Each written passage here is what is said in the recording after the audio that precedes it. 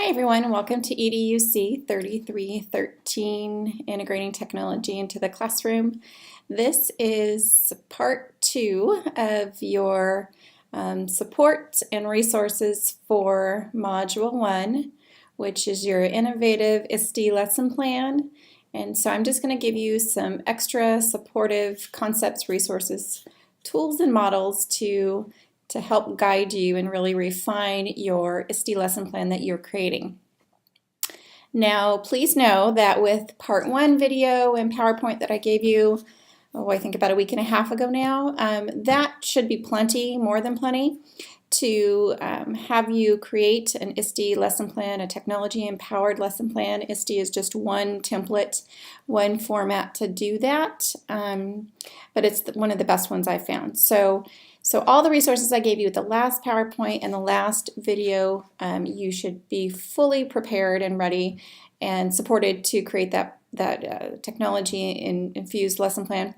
This is just extra resources for you and support for you. You may or may not use them, but at least you have them. I did not want to overwhelm you with all of this content plus the plethora, the multitude of resources that I gave you in the last presentation and video, so I did want to split them in two. And you should already have a pretty good draft of your lesson plan going and be nearing revising that plan because it is due this Saturday. This presentation here is going to help you refine it and also going to give you some extra tools in your toolbox. You may or may not use them for this lesson plan, but at least you have them, and I'll feel comfortable with you going into a classroom and knowing these very core basic technology resources and methodologies. Okay, so let's go ahead and get started. Again, this is part 2 of Module 1, your Innovative Lesson Plan. Notice that I changed our start page a little bit, and with these presentations, of course, I'm giving you content, but I'm also trying to model best practices of how you create presentations for your classroom, for your coursework that you're doing at Southeastern, and any other presentation. So I've changed things up a little bit. Notice that the banner now matches Southeastern's new logo, and I added my photo to that, which sometimes people print these and never watch the video or see you present the information live, so having a photo to help kind of ground them in who you are and a little bit about maybe what you do, a photo does help to provide that context. A video is great, of course, but the photo is at the very least, you want that. Okay, so getting started, you always want to introduce what you're doing, and here we are doing technology and curriculum standards. So this lesson that you're doing is grounded in ISTE NETS, and that is the Technology Integration Principles and Standards. That's NET 1, NETS for Teachers. As you should have noticed by now, ISTE has NETs or standards for students, for teachers, for coaches, for administrators, all of the different stakeholders that need to integrate technology throughout the educational system. And of course, I'm doing the NETs for Teachers for you because you're future teachers. Some of you are already working with students in an assistive role. And so also in the rubrics and the lesson plans, I also, as you may have remembered in the syllabus, I mapped each of our modules or artifacts to our INTESC standards too, which are very important. Okay, so here are our lesson planning resources. I gave you again some in the first edition of the Module 1 support, and this is the second edition. So here's your innovative lesson planning resources. And I wanted to briefly walk you through, I did this in the last session, but I did want to just reiterate some of the key parts of the lesson plan just as a reminder. And if you haven't done these things, then go back and check your lesson plan and just make sure that they're in there. If you haven't done them, then go ahead and add them. So here is just your demographic area. So your guiding questions, your name, position. You are a teacher education student or an education student, major, teacher in practice, something like that. And your school, which is Southeastern. If you are working for a district, you can add that too. And then your email, and use your professional or student email always. So your phone numbers, and then grade level, content area. You are all going to be doing digital citizenship or technology. So some of you I've talked with, and I've posted the question and answer several times. Last semester, I allowed the students to choose the content area, such as math, reading, writing, arithmetic. So this semester, I have really limited you down to take out the stress of having you to choose a content area, because that seemed to be a little stressful. There's another moving part you did not need. So I limited your content area to just digital citizenship and instructional technologies. So instructional technologies is often called also education technologies, innovative learning, but it's all that technology and computational thinking, which we'll get into a little bit, but it's all that instructional technologies piece. And the instructional technologies is the latest term. My doctorate's in instructional technologies, or learning technologies actually, and then I'm a professor of instructional technologies. So either one, any of those are fine. Learning technologies or instructional technologies are the key. But you're going to be doing your content area on digital citizenship, which is one strand of instructional technologies. Timeline, how long, you kind of estimate how long this lesson's going to go. Is it 45 minutes? So you may have longer lessons that you break out. So maybe it's 45 minutes every day for a week. This isn't a unit, so it's one particular lesson on one particular strand of digital citizenship, such as cyberbullying, email etiquette, cyber safety, cyber security, say with your banking information or your records. Cyber safety is more like protecting your identity, not meeting folks that you barely know, that you barely met online, meeting them in person in a remote, obscure place. So that sort of, those are your different content areas and the strands. You're going to pick just one little strand, and we'll talk more about that. Hopefully you got into commonsensemedia.org. They have those strands in there, each one of those sections broken out by grade level. And you just click on the grade level, click on the strand, and it has the assessment, it has all of the components here in this lesson. It has it already mapped out for you. You just summarize it and put in the keywords into these boxes from what you see there. That's totally fine. You'll be doing the same thing with your curriculum manuals that you'll receive in the different subjects. They have it all planned out for you.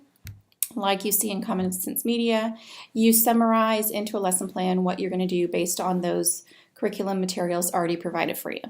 Common Sense Media is by far the best I've seen so far, of a plethora of resources in one place.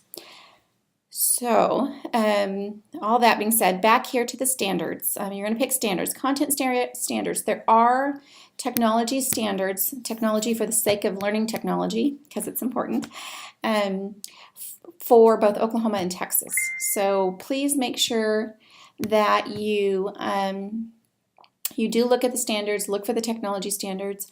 All of the content areas will have technology integration standards as well, but you're in this lesson looking for the technology standards for the sake of technology, and they will have a technology section, a content area of technology. So make sure you familiarize yourself with those. If you're going to be working in Texas, like my Grayson students, then go ahead and do the TEKS, the Texas State Standards. If you're going to be working in Oklahoma, of course, do the Oklahoma Pass Skills. Okay, and you're welcome to also look at the Common Core. We don't use those in either Texas or Oklahoma, but many states throughout the nation do. I'm not advocating for them at all, but it's good for you to at least know. There are a lot of materials that have been created throughout the nation based on the Common Core. Again, I'm not trying to advocate for them at all, but it does help you to know. It may be extra resources for you, or extra information, or a new way of looking at it, so it can't hurt. But in your lesson plans, map them to the Oklahoma Pass or Texas, definitely. And then you have your net standards. You have the M1ISTE nets for, you're going to be for students this time. I showed you the one for teachers. You're going to be mapping your lesson plan for your students. So look up the nets, and it's .s for students. Okay. And just pick pick one or two. You never want to have more than 2 standards. One's fine. If you want to have 2 because it's so closely related to 2, you can do that, of the nets and 2 of the content standards. In your overview, again, short summary of the lesson, including the assignment and our expected outcomes. So what is their deliverable? Okay, for this assignment, your deliverable is this ISTE lesson plan template completed with your content information. Or your digital citizenship strand information. I don't want you to get confused with content. And then what are they going to create? What's their deliverable? And then how are you going to assess that? So how are you going to tell me that what your 15 to 30 students turned in is an A, B, C, D, or F? How are you going to grade them? How are you going to turn it back and say, you know, John, this is why you got an A, or Tana, this is why you got a C. Okay, so you'll need to really delineate or describe why a person got a certain grade on that assignment based on what they have to deliver to you. Okay, and you can look at my rubrics for 3313 to help you kind of look at the wording, and I've included a rubric in this presentation. So, oops, sorry, there's the rubric. So, for example, I wrote you a prime example here. So this lesson focuses on the issues of digital citizenship, sorry for the repeat, of cyberbullying by the end of the lesson. So it's a brief introduction to what the students are going to be doing.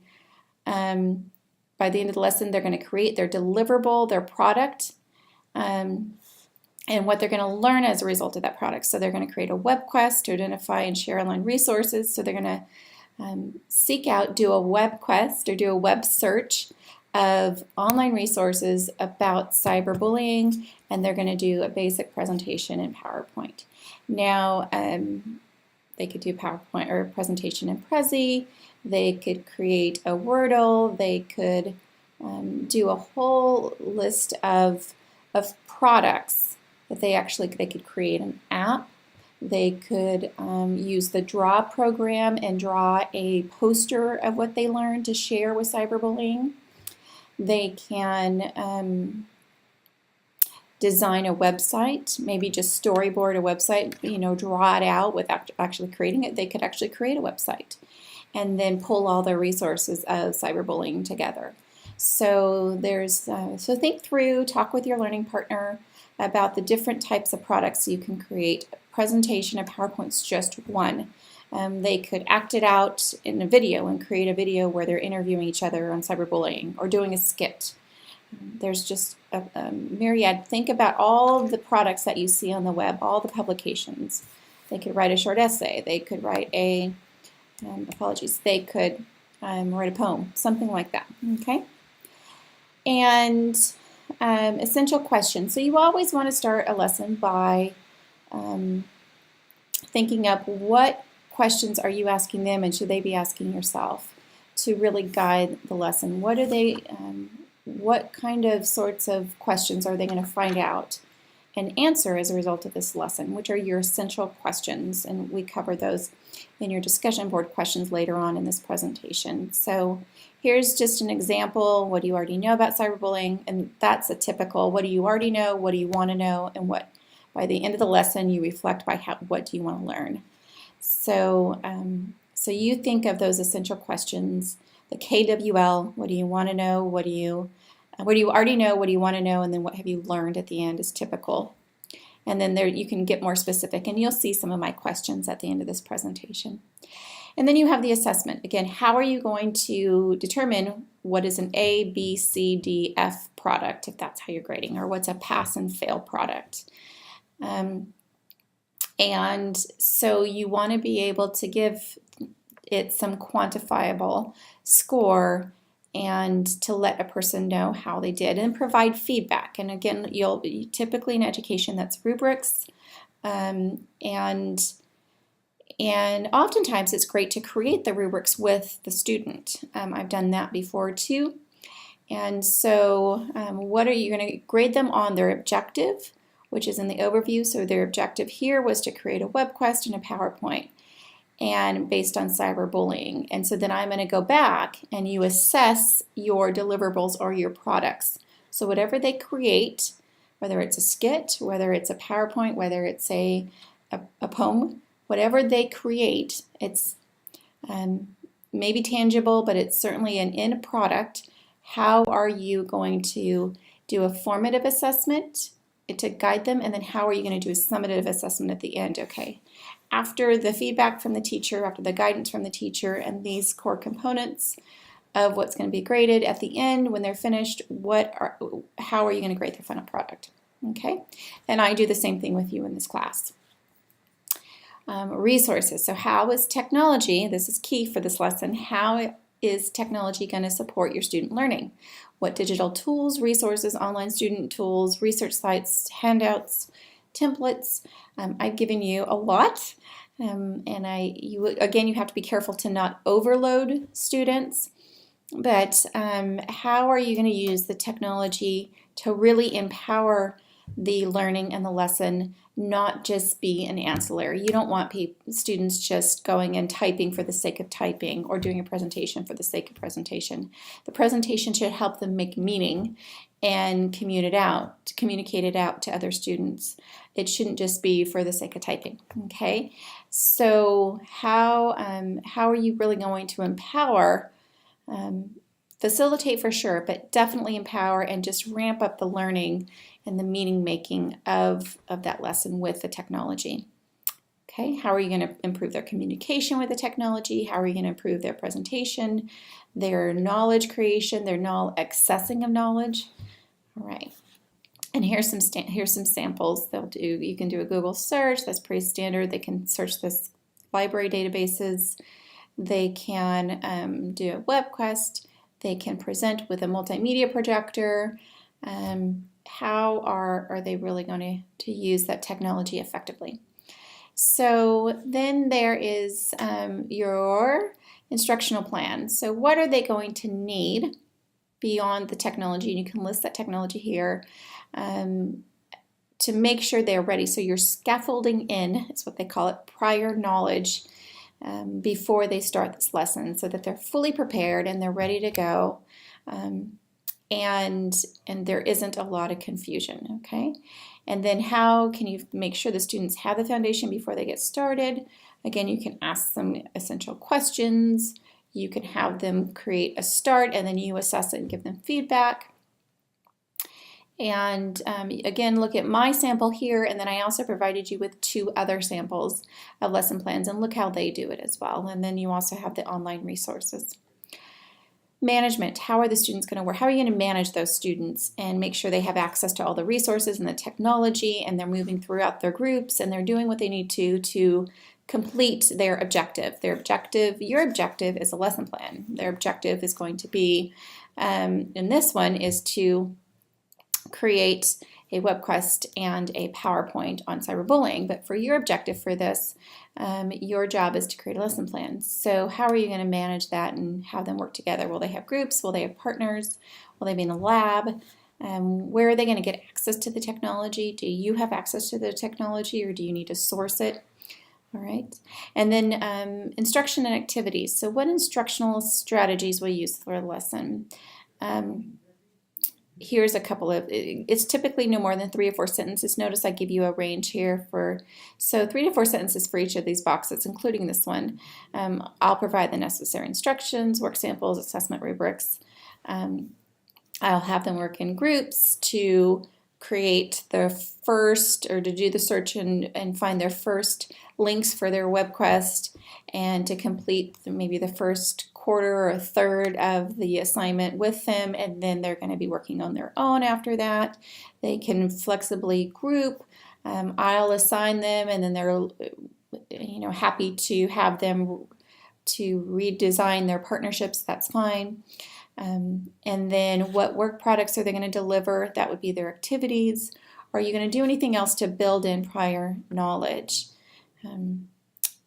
there are several sample web quests that I can take them through. I could give them templates from Microsoft PowerPoint website that are already created and graphically designed, all those sorts of things. That's going to allow a student to have the experience and knowledge to really do what you want them to do. Okay, so differentiation. How will you differentiate the content? And this is a key. And the other two samples I gave you are very helpful with this. How are you going to make sure that your students who are that are high performing, so say that they're your gifted and talented students, and they do well on all assignments and high test scores, that sort of thing.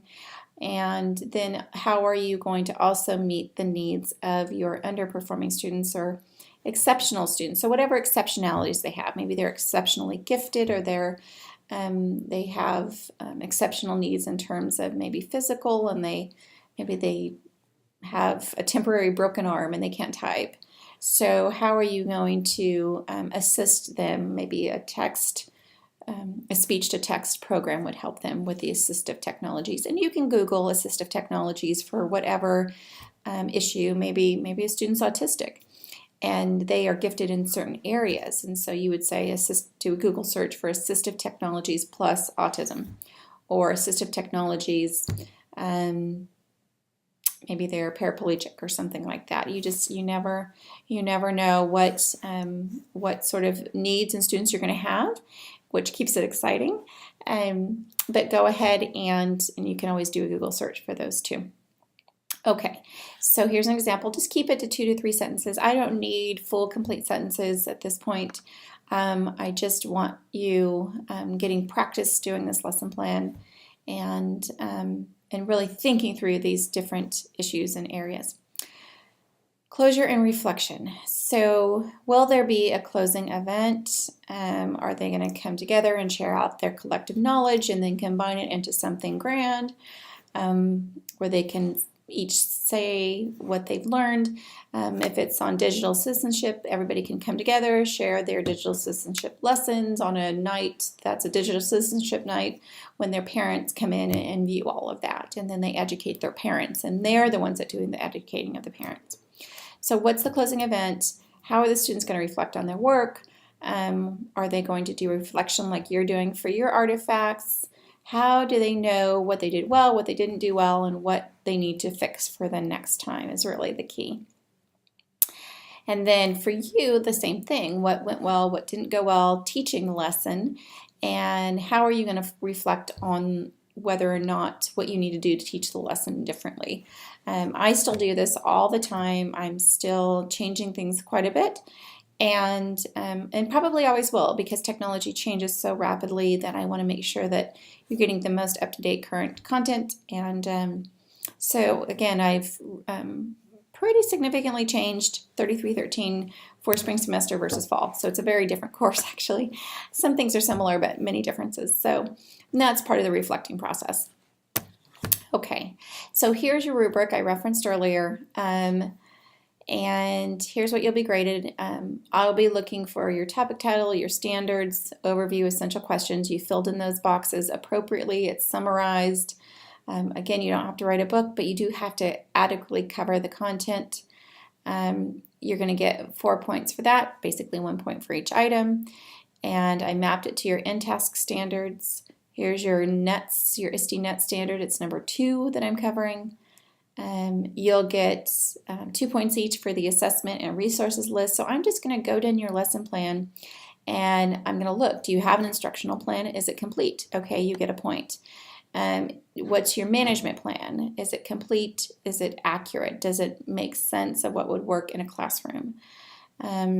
And then your instruction and activities, your differentiation. You also want to be differentiating for different cultures too. So if you have a student that's from Korea, you want to build in lessons and words and vocabulary for that student that maps onto their culture a little bit too. I know you're not probably, many of us aren't experts in Korean culture, but you can certainly try to seek out, and that you'll differentiate to at least try to accommodate or support various cultures in your classroom. All right, maybe you have Choctaw students, or maybe you have Creek students, and you want to also differentiate for different cultures too, to make sure your content is culturally responsive and your methods are culturally responsive, which we'll talk more about later. And then you have your closure and reflection. We talked about that. So you also you can talk about previous assignments as part of that and reflecting on those. And then also, you're always going to have writing mechanics. Is it free of spelling and grammar errors? Is it your original work? Does it include citations? You have to. I've talked about this before. You have to cite your work. So if you referenced websites in your web quest or Common Sense Media, whatever you use to create that lesson plan, other sources, I need to see that in APA 6th format. And I'm going to be pretty strict with this as we go along. It's really not that hard to do APA once you get used to it and once you get used to citing it, but it is critical. And I want you to be able to use this lesson plan in the future, and in order for you to do that, you have to have adequate citations. So, and I provided you with that information the first few sessions of the OWL Purdue website, and just search APA 6 and whatever, maybe it's a website, you'll see how to cite those sources. If you need help with that, please let me know. I can do a whole Google session, a Google Hangout session on citing your sources. So, and then number 6, is it substantial information? So overall, did you put forth effort, or can I can typically tell if you did an assignment in 15 minutes. I've been doing this a long time, and I can kind of tell who made the effort, who didn't, who really thought through this, maybe took a break, rethought through it again, and really was trying to make it the best lesson plan, your best practice sample that goes in your portfolio as possible. And remember that your professors, all the professors look at these, your future employers will look at these, and so make this the very best lesson plan you can. I know that you're very busy, but take the time and do this right. And did you display, was it thoughtful? That you can be technically correct, but I really want to see that thoughtfulness in there too, that you took into consideration students in Oklahoma and it's culturally responsive. Okay, and that you have some analysis too. Now that's your formative rubric, and that's what I'm going to kind of grade the specifics of the lesson on. And then based on that, if you're in a target, then if you get between 22 and 25 points, you get a 3. That means over here you get an A, and that you demonstrated exemplary competency with respect to creating a multimedia lesson plan. I'm going to edit that for you. That's actually creating an ISTE lesson plan. And so this will be the same thing. So if you did a good job on this one, so you've got 16 to 21 points, that's going to be a C, or to a B, you'll get a 2. If you got less than 16 points, you're going to have a D or below. Okay. And so this will be your final summative, and that's what will go into your chalk and wire portfolio. Okay, here's your summative. All right, use this. I always start with your rubric, print this out, use this to guide your lesson plan creation. And it's really just, did you cover every piece of the rubric or of the lesson plan template? Okay, so you have your lesson planning model concepts and models. This is our State Department of Ed website. Wanted to make sure that you saw this. I've shown this to you before, but really wanted to make sure you saw this. The Oklahoma State Department of Ed governs everything we do in K-12 education in the state of Oklahoma, at least for public schools. And even charters have to get in line with the Oklahoma State Department of Education.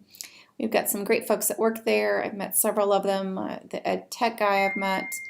And so visit that and look at what you have here. You have school choice, you have special education. There's a lot of resources here. Educational support, accreditation, accountability, and really get to know this website. It wasn't until much later in my career that I realized how empowering and important the State Department of Ed is. They very much are, and there's a lot of resources, and they bring in their top educators to create this for you. So please go ahead, and of course you can find the Oklahoma academic standards here. Please look through this, take a little time, and check out special education. That will help with your differentiation. There's a lot of resources here. We're going to go back to the Oklahoma State Department of Ed later. Actually, I want to show you one more thing. Let's see if it will let me go here. And there we go. So here's the State Department of Ed, and you should be able to click on either the picture or the link back in my presentation to get here. Here's resources, and there is, again, there's a lot here, and I actually want to take you to, give me one second, there's the Indian education curriculum that used to be right on this link. So let me find that.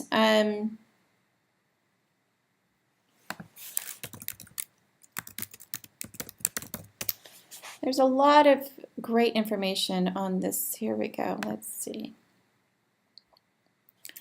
A lot of great information. Here we are. Yes. So I just met with these folks earlier this month actually, and great resources on Indian education and Native American tribes here in Oklahoma.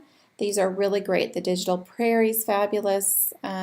Travel OK has done a great job at compiling resources for you. 4 Circles of Learning, this is fabulous. I was working on this a couple of weeks ago when I was in Oklahoma City.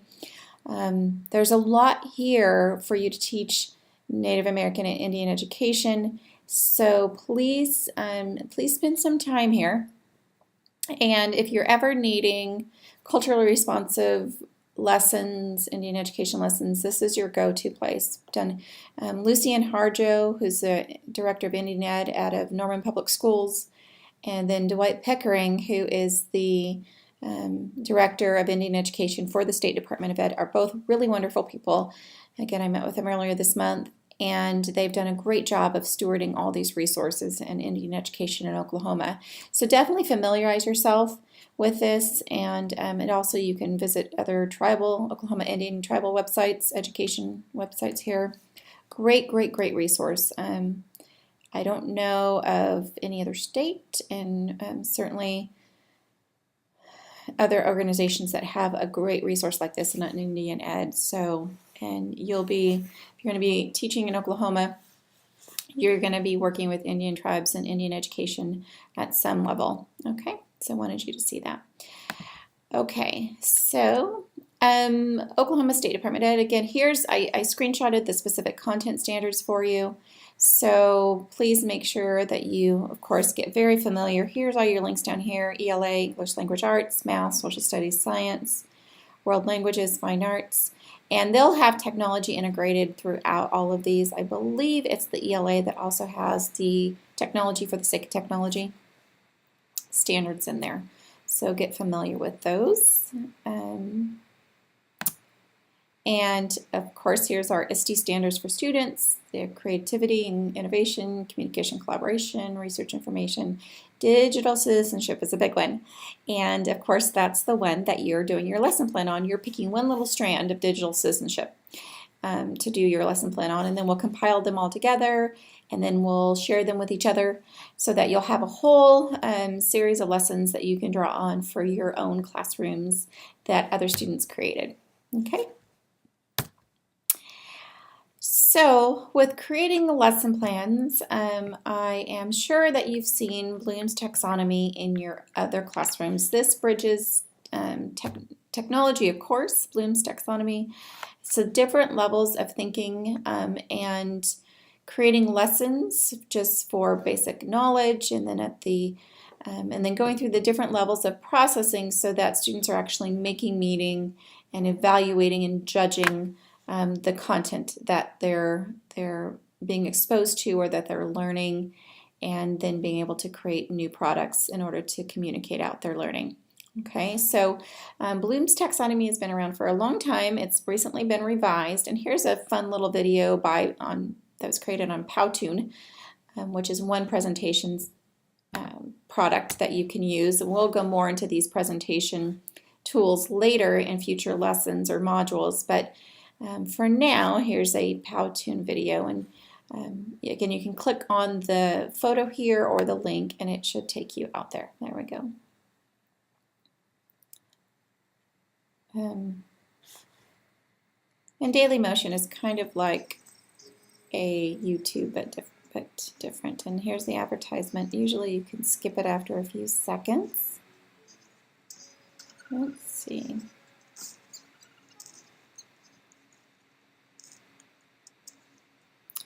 It's going. So I'm going to let that roll, and then well, we'll give it a few seconds. We have time. Okay, so here's our video. And I like how they do these just very basic, here he's just writing with a marker. So here's the different Bloom's taxonomy. It's a very brief, easy to understand illustration video. You can exit out of these advertisements. So it's a 1.5-minute overview of Bloom's taxonomy. Digo, that should be, you should recognize that right away. We have Digo accounts in here. I had to create in Google Docs. You had to create. They're pretty standard. Again, Digo, we use, okay. And here are some different tools or ways to integrate technology back to your ISTE lesson plan, okay? Games and simulations, so these are tools that actually help students achieve the different levels of Bloom's taxonomy. Okay, so you'll go through that on your own and you can replay it as many times as you want. Here's a much larger, more comprehensive, more thorough map of Bloom's taxonomy mapped with the SAMR model, which you're going to learn about. I really like this. So if you are wanting to do substitution with remembering and understanding, which is the very basic model or basic level of Bloom's taxonomy, then here are some different tools that you can integrate technology into your lesson plan with. So Facebook, Google search, Twitter, blog docs. Some of these I've never used before. Many of them I have. Docs2Go. We use Google Docs for a lot of that. And here's some activities they could do. Again, you have an activity section of your lesson plan. Here's some action verbs for your objectives. When you're by the end of the lesson, the students will action verb, identify, classify, exemplify, interpret. They're going to use their activity where they're going to create a blog to journal. They're going to do social networking. Here's some iPad apps they can use to do that. So, so go ahead and really look at this. Again, the inner circle here is your Bloom's taxonomy. The outer circle here is your SAMR levels, and we're going to go talk about SAMR. SAMR stands for substitution, augmentation, modification, and redefinition. Okay. Here's a little bit more information on Bloom's taxonomy and the different levels. At the very base, you're doing remembering. If the students are processing at a deeper level, they're understanding, applying, analyzing, evaluating, and then creating something new. So that's their levels of cognitive processing. And then going down, their knowledge. It's factual knowledge, conceptual knowledge, procedural knowledge, metacognitive knowledge. So I thought this was a great table, and here's the citation for it, mapping both the overall knowledge and then the cognitive processing.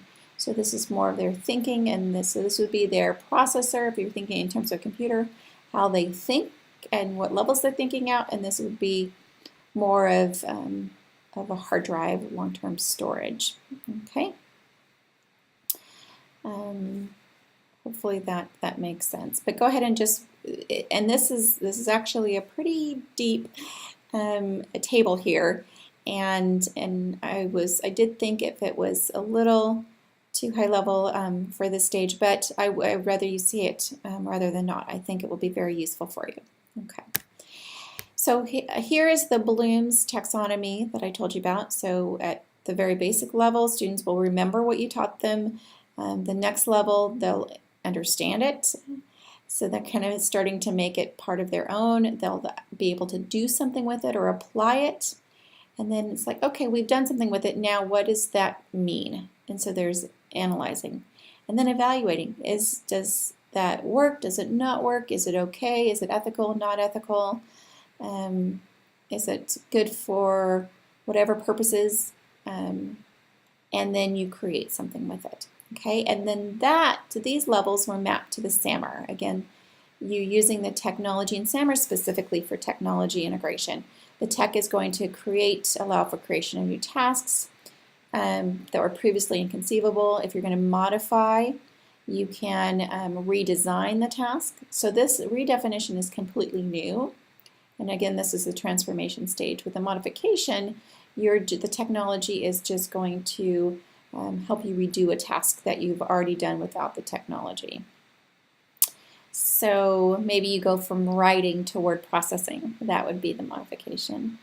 Augmentation, meaning you're just enhancing with the technology, so the tech acts as a direct substitute with a functional improvement. And then substitution, same thing. So the tech is a direct substitute with no functional change. And here's the citation. This mapping of Bloom's to SAMR was done by Kathy Schrock. And then SAMR we'll see in just a minute again. That was created by somebody completely different. Kathy Schrock's been around a long time, and she just mapped the two together, which is helpful. Here's a little bit of an intro level to SAMR that was good, and we can go to that real quickly. So this is about 3.5 minutes. I try to keep them pretty short and sweet for you, and you can scroll through it. They have the subtitles. And again, it shows you the Bloom's level of taxonomy very well. Okay. And then it maps on the SAMR as well. Okay. All right. So go ahead and watch that.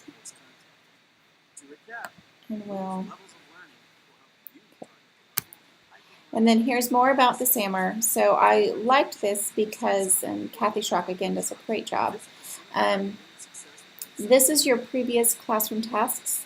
This is what it would look like with the SAMR model of integrating technology. So remember, on your lesson plan, it was how are you going to specifically use technology to support your lesson? Here are some strategies, or here are some ways you can do that. So if your standard classroom task is note-taking, then here are some ways that you can substitute.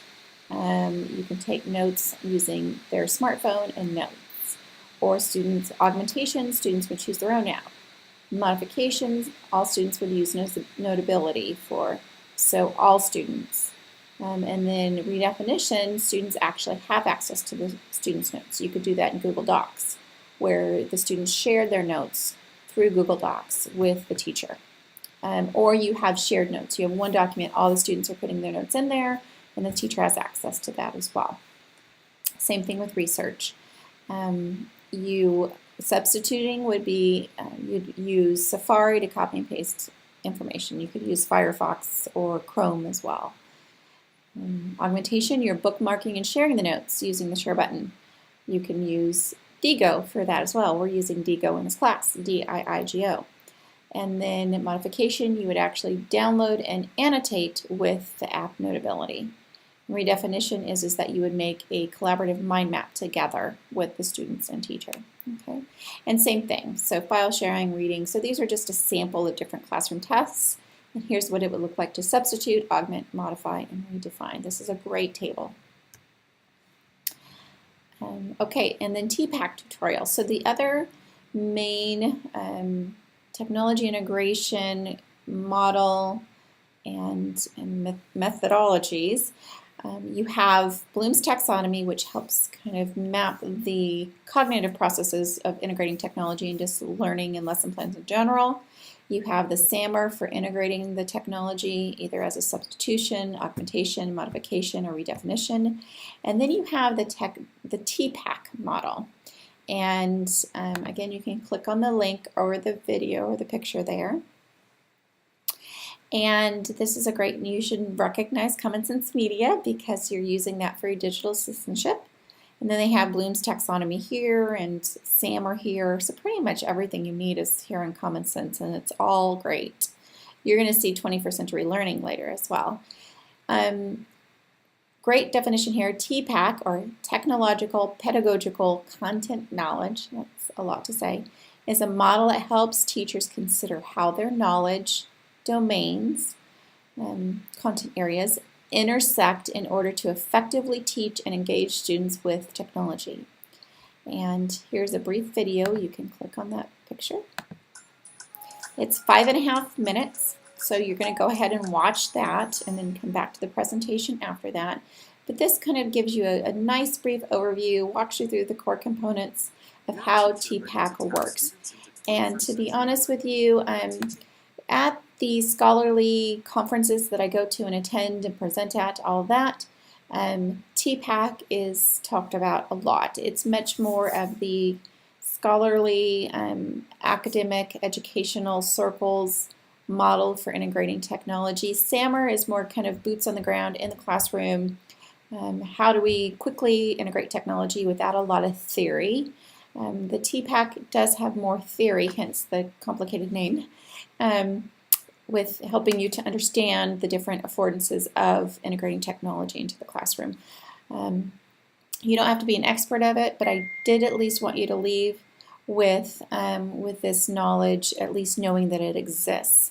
You don't have to reference TPAC in your lesson plan, but again, it will help you when especially merging technology with content areas like language arts or math. Okay? And then here's the graphic that you just saw. And so as a high-level overview, again, there's tpac.org. That's the main website for this overall thought process and method. So you have your tech knowledge, so that's the TK part. So whatever, maybe it's Google Apps or cloud computing or MakerEd, those sort of things we're going to be talking about. Online presentations, those sort of the actual tech piece of how to work the technology and why and how to use it, which is what you're learning in this class. And then there's the content knowledge. So what are you actually going to teach? You're teaching digital citizenship with your lesson plan. You may be teaching writing in the future. And so the tech knowledge would maybe be how to blog. And then your content is actual writing, because you still need to teach writing skills and address those writing standards while you're teaching blogging, right? And then you have your pedagogical knowledge. So if you're teaching online, maybe your class is fully online and you're teaching writing through blogging technology. And so there's a whole set of pedagogical, or how to teach writing through blogging in the most effective and efficient way. And that's if you're in a virtual environment or in a classroom environment. And that pedagogical knowledge is really how do you manage your class, what are the extra resources besides the technology, are you using flexible groupings, all of those best practices of how to teach based on how people learn, intersecting with that content. Now, this is the goal, is to intersect or to address the tech, the content, and best learning and teaching practices and hit it right in the target in the middle. Okay, and TPAC addresses all of that. Okay, and I do want to show you their website really quick.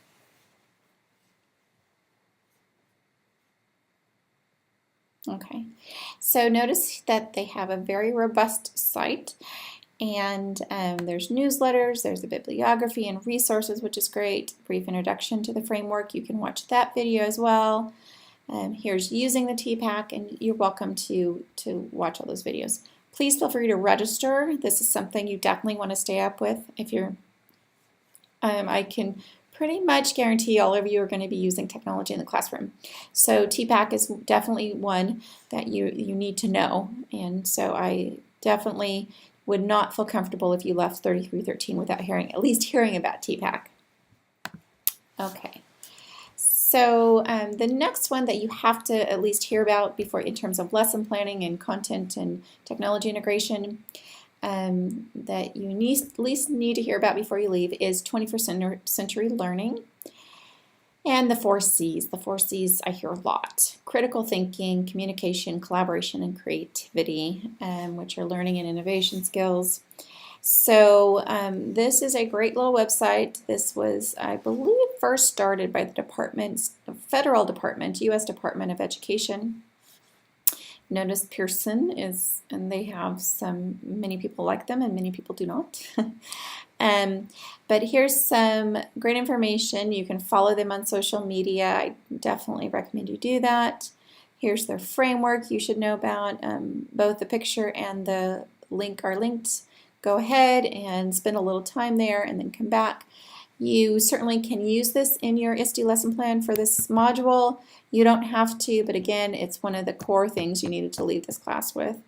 And certainly, if you integrate any of this into your lesson plan, it would be extremely helpful, especially the 4 C's. So, and then reflecting. So we're at the R portion of our I-CARE model of overall technology lesson planning, and which I map all of your assignments to and these presentations. So I wanted you to have a little bit more background on some open education and training resources. Open meaning they're free and crowdsourced. They're created for the greater good. People don't charge for them. They're open and available to you for your betterment and your students' betterment. One that I really like is TED Ed. These are great. I'm sure you've heard of TED Talks. Well, this is TED specifically for education, and great lessons, video-based lessons that you can use in your classroom with curriculum. Notice that you have the student level, content type. You can sort, and I'll just actually go through there. So maybe you're looking for a video under 3 minutes, over 18 minutes, under 18 minutes. If you want subtitles, what language this would be fabulous if for differentiation. The students can watch the video and subtitled in there. Maybe you have a student that was Chinese just added to your class. You likely don't speak Chinese, but you can get a video at least for them subtitled in Chinese with some curriculum. Huge help. And there's lots of translation technology abilities too, so that's definitely one of the differentiation for students of different cultures and languages. Your student level, elementary, primary, middle school, high school, college, university, and then content type. Do you want lessons? Do you want originals? And you can spend a little time to figure out what's what. Here's all your content here, technology, teaching and education. And you can familiarize yourself. So, of course, YouTube is a free-for-all. It kind of have many different resources there. TeacherTube is good, and I'll show you that. So that's free and open source. You can, so teachers, students, parents, create an account. Feel free to do that. I don't require it though. This and TED Ed are similar, and that's the educational answer to YouTube really, because there is a lot of inappropriate content on YouTube. You want to be very careful with YouTube. And then the next one you should know about is Khan Academy. They're funded by by Bill Gates Foundation.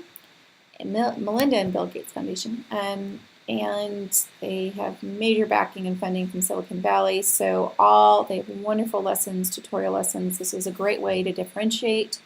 Maybe you have a student that's just operating 4 grade levels ahead, and I've had those, and they're wonderful, and we want to stimulate and challenge them in a positive way. And so this is a way in your own classroom to accommodate and really meet the needs of a student that's really ahead, that's really behind. Maybe they're just struggling in one area. So Khan Academy has a bunch of video-based lessons already created for you. You do need to create an account. You can see up here that there's subjects of all sorts, and maybe you don't have a great science curriculum because all the money was spent in English language arts and math. But here is a bunch of different video-based lessons for you that is really self-paced for the student. Okay? Maybe you have a student that just isn't doing well socially with the group and doesn't work well in groups, and everybody else is doing group work. You would then put the student on Khan Academy by themselves and let them work on their own pace. It could also be bell work. You know, they have their own device. They need to pick a lesson on Khan Academy in this, following these parameters. Test prep. Really, really great content. So wanted you to know about that. Okay. Oh, and the partner content's fabulous too. So orchestras, National American Museum of Natural History, the Getty. Look at all those wonderful resources for web quests and virtual field trips. NASA, code.org for coding. So really great. And another one is Open Education Resources. This is a global community of great educators who submit their lesson plans. Here's a little video, a 2-minute video, introducing you to Open Education Resources. If you find, again, that your district hasn't, you always want to use district-provided curriculum. They spend a lot of money on it. They expect you to use it. It's a big deal for the school board.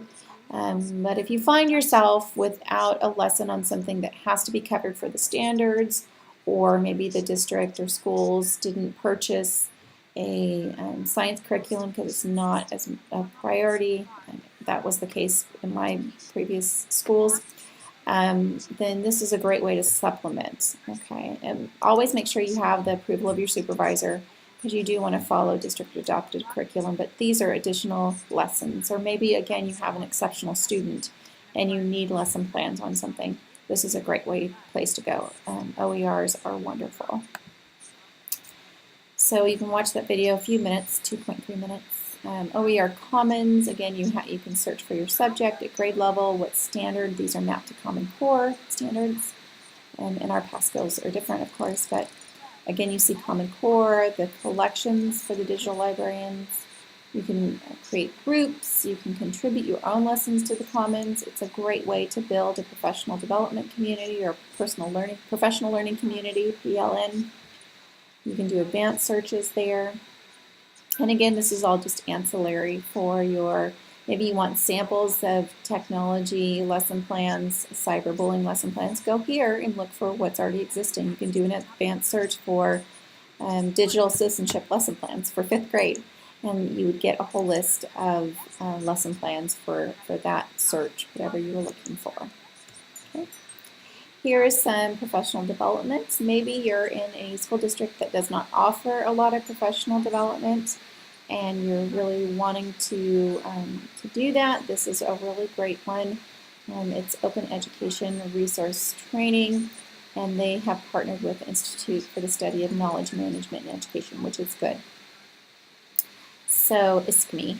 And so you definitely can take advantage of that and look at that. Okay. One other that I wanted you to know about as far as your own professional development, I'm actually walking a group of students through Google Level 1 certification so that you can be a Google certified educator and then later Google certified trainer. And so you're welcome to do that with us. I think, let's see, this is actually my screen. So I'm already through Unit 6. I've been using Google Apps, probably could have helped write these materials. I've been using Google Apps for over 10 years in education with teachers. I've been training teachers on Google Apps for over 10 years. But I've just never done the certification because I've been too busy doing my doctorate and traveling and presenting and all that. So, and they've actually just recently changed the certification. So I'm actually going to do it this time just to say that I have. And we'll probably do the full trainer certification, all that. I'm just doing it slowly because I'm busy with other things. But this is great for you. I highly recommend it. It's free. The certification test itself is like $10, $20, something like that. But all the training is free. And these are really great, very specific cloud computing trainings. I recommend this highly in addition to our 3313 course. I could probably do a whole course just on this, but I'm not going to. You can do this on your own. Even if you do one a week, you'll be done in no time at all. They're pretty quick total. You can see 15 minutes total for the 2 lessons, an hour here for the 3 lessons. So after 13, if you figure about an hour each, you're looking at about 13 hours, maybe 11 to 13 hours worth, and you'll have the level 1 certification, which is great. You can put that on your resume, show it to employers, put it on your website, the little badge. and you'll have excellent skills with using Google Apps for education in a cloud computing environment and then online teaching and learning environment. It's fabulous. So highly recommend it. And so extending your assignments and your due dates, that's important. We got to keep, and you want to do this in your lesson plans and your presentations too, kind of, really keep track of where you are in the overall semester. So pulling it back from the learning content into the overall course management, extending. So you have a survey that I would like you to do. Here's the link that will take you to the survey. And it's just a brief survey about your demographics. You want to do this with your students as well when they come into your course or shortly after they do, K to 12. And you can have parents do it for you too. So that way you have all of their information in one spreadsheet. This goes directly to, your answers go directly to my Google spreadsheet, and then I can sort by whatever column, and I'll show you the results later. So your technology access. Hopefully you should have high-speed Wi-Fi at home, meaning can you stream Netflix? So if you can stream Netflix or YouTube at home or watch videos at home, you have high-speed Wi-Fi access. And so you just click the box of the one you have. If you have something other, you just click in the box and type it in.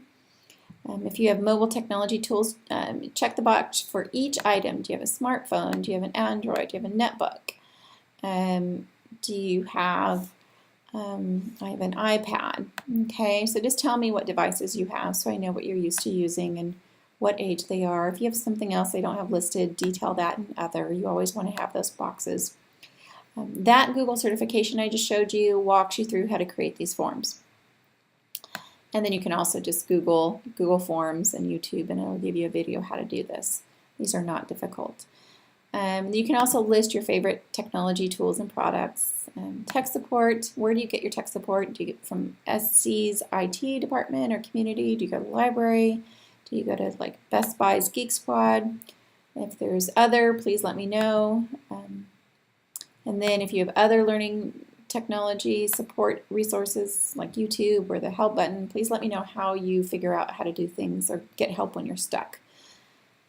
And then any other current favorite technology tools that you're using. Maybe you have an Alienware computer that allows you to do gaming, whatever you're using to empower your technology. And then some innovative learning technologies that are kind of outside of the box and a little bit more advanced. Please let me know if you have some interest, no interest in learning these things. I actually have a guest speaker lined up to cover some of these things for you in a couple months, mid-March. So hopefully you'll like her. I've known her for several years, and I met her at Pepperdine's Learning Technologies program. So she's going to come in and talk about a few of these, but let me know what you're interested in here so I can invite in other guest speakers. And I'm thinking of doing a whole interview series where I just interview my expert friends who are doing amazing things across the globe. I'll do an interview with them on Google Hangouts and then record it and then just make it available to you so you can watch that at your own leisure and it doesn't take our class time and all that. I think that's going to work out well. And then you have your technology tools ability, so you're just kind of tell me how you feel. So this is a self-assessment. And are you a beginner? You know, when you start a game, they ask you to rate yourself. Are you a beginner? Are you a novice? Are you an expert? And so Google searching, would you consider yourself a beginner, or you're an expert at the level that you could teach it to somebody else? eBooks, Evernote, let me know. If you have no experience, if you don't know what it is, do no experience, new user. Okay. Anything else I haven't listed there you'd like to tell me about, please list it in the other box. And please give me a list of other innovative learning technologies, opportunities, programs, grant ideas, whatever, that would be helpful to my course, to this course, our time together. And then what are the top 3 items that you would like to know by the time you leave? So is there something else I haven't covered that you want to make sure I cover before you leave? Okay, so please do submit that, complete and submit, and then I will get it in a Google spreadsheet and be able to look at that data. Okay, And then as a reminder for my hybrid sections, blended sections, Durant, you're meeting 5 to 7 on Wednesdays. The next one is in about a week and a half. So Wednesday from 5 to 7 in our same computer lab. I believe it's 203. I will confirm that. And then Ardmore, our next meeting is Thursday, the February 11th from 4:30 to 6:30. And I will be confirming the location on that one fairly shortly too. Okay. And then discussion boards. I've had a lot of interest in the discussion boards. And again, please remember that I have changed things quite a bit. So from last semester. So last semester they did have a discussion board prompt every Sunday evening, and they had to respond by Wednesday, the initial, and then 2 follow-ups by the following Saturday. I've shifted that. And I'm going to 1 discussion board set of questions. I've added a few more questions this time. 1 per module because the weekly discussion boards seem to be a lot for students, and I really want you focusing on your artifact creation, your module creation. I don't want you, the discussion boards are supposed to be helpful to kind of help you process that and make meaning of the work you're doing, but it shouldn't take away from the work you're doing to create the artifact itself, your lesson plan for this one. So I'm going to do 1 discussion board, and that will vary. It'll always be posted by Sunday night, and then you'll always respond by Wednesday, and then 2 follow-ups by Saturday.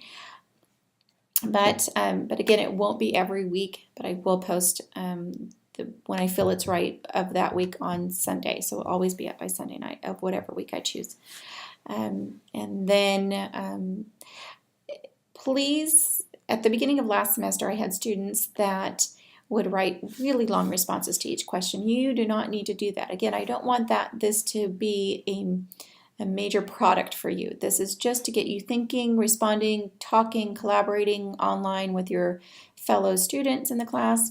So no more than 2 to 3 sentences responses. So you have 5 questions here, and just briefly summarize and cover them. And you don't have to cover every aspect. Just pick the most important ones for you. So while there's a lot to Bloom's taxonomy, SAMR, and TPAC, people write full books and dissertations on them.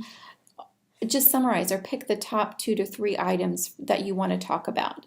Select a few items from the entire concept that you want to highlight in your response. And then another student will highlight other things, and then you'll really have a discussion going.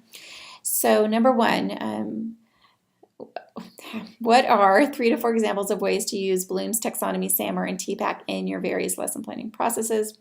Number 2, what are the 2 main differences between a technology-empowered lesson plan template and other lesson planning templates? Number 3, what are the technology integration standards and expectations for PASS, Oklahoma PASS, or TEX, and your in-task standards? So look at the standard sets for technology in particular. Many of them are in the English language arts, some in math as well. And then number 4, how can OERs, open education resources such as OER Commons, Google, that's Google certification I showed you, Khan, TED-Ed, TeacherTube, aid your students in your technology use development. So their education and training and yours as well. And then due to 21st century learning and living, should all lessons be technology empowered and innovative? Why or why not? So look at that 21st century p21.org website and 21st century learning and those 4 C's and the overall framework and their overall methodology and mission. And based on that, should technology reflect on and tell your fellow students, should technology be integrated into all lesson plans and units? Okay, and if you agree, then tell us why, and if not, then why not? And just doing an overall circle back and making sure we're on track. Again, this is your Module 1, M1, your Innovative Digital Citizenship Lesson Plan. Artifact 1, 10% of your grade. It's due week 4, and that is February 6, 2016. So that is the Saturday coming up. And so today's Sunday, that's due next Saturday, and that's going to be at 11 on or before 11:59 of Saturday, February 6th. So please make sure you get that in on time. I do not want late assignments. Whatever you need to do to get that in on time, please do that. You have learning partners. I've answered all emails. I've met with all students who have requested it. I've answered many discussion board prompts in the help section. So whatever you need to do to get that lesson plan done, please do it. It's less than 2 pages and probably 1 page worth of content. Okay. And discussion boards, as a reminder, here's your rubric. You get 5 points for the initial response, 5 points for the additional 2 responses. I need to see some critical thinking. I just don't want you parroting information back or repeating what somebody else said word for word. Making connections with other curriculum, other resources, references, other classes is great. And then your writing mechanics. So please check nobody's perfect. I'm not perfect either. I don't expect online communication to be perfect, but please do at least make an effort.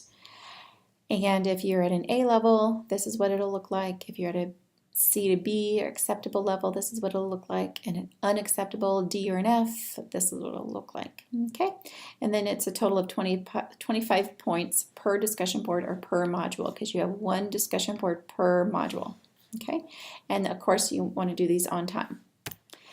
And this is how I'll be posting your grades on discussion boards. You've already seen that in the introduction discussion boards. This is how I've graded them.